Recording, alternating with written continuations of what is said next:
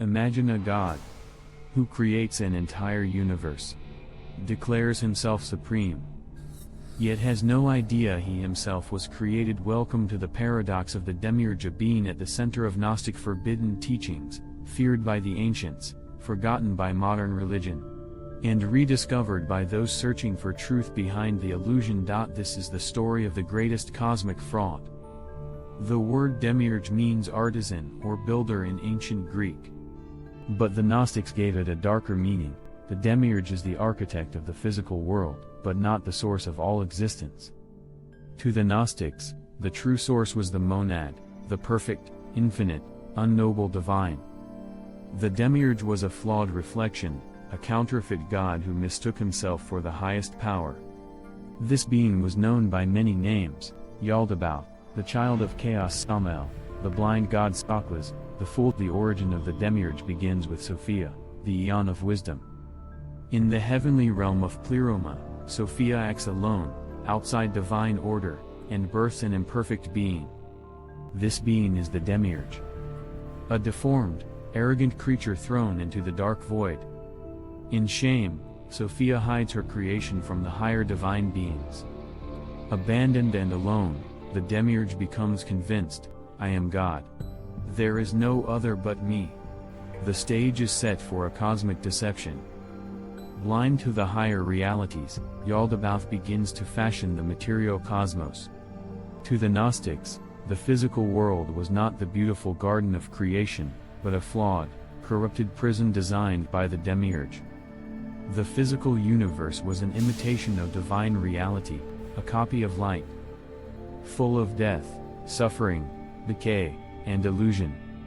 Human souls, divine fragments from Sophia, become trapped in flesh, subject to the rules of matter. The Demiurge believed he was creating perfection. But to the awakened, it was a cosmic jail. Yaldabaoth was not alone. He spawned rulers and governors called archons. The archons act as cosmic jailers, weaving systems of power, false religions, and illusion to keep humans asleep.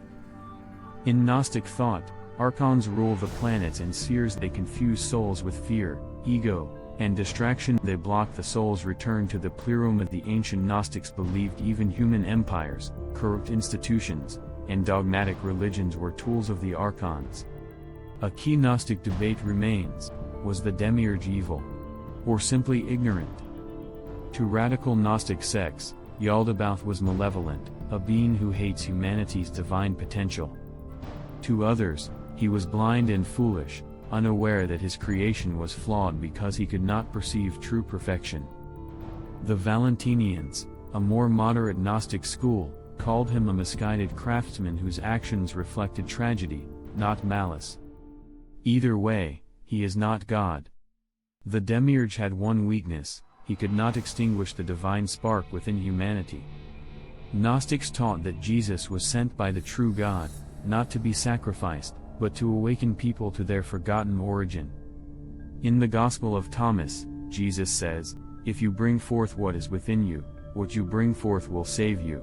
Christ is the liberator, the messenger of light, whispering truth into the ears of sleeping souls: "You are not from here." The idea of a false creator persists in our culture. Philosopher Plato envisioned a demiurge as a good craftsman, but unknowable. Gnostics turned this figure into the ultimate cosmic deceiver. Today we see reflections in The Matrix, The Architect, and the simulation. Simulation theory: is our world programmed? Pop culture villains who control false realities. The question remains haunting: are we living in a prison we mistake for paradise? So, who is he? To traditional Christianity, no such figure exists. To the Gnostics, the Demiurge is the arrogant ruler of illusion. He demands worship. He enforces order by fear. He distracts humanity from their divine origin. But even he cannot extinguish the light within you. Through Gnosis, the Demiurge loses his power.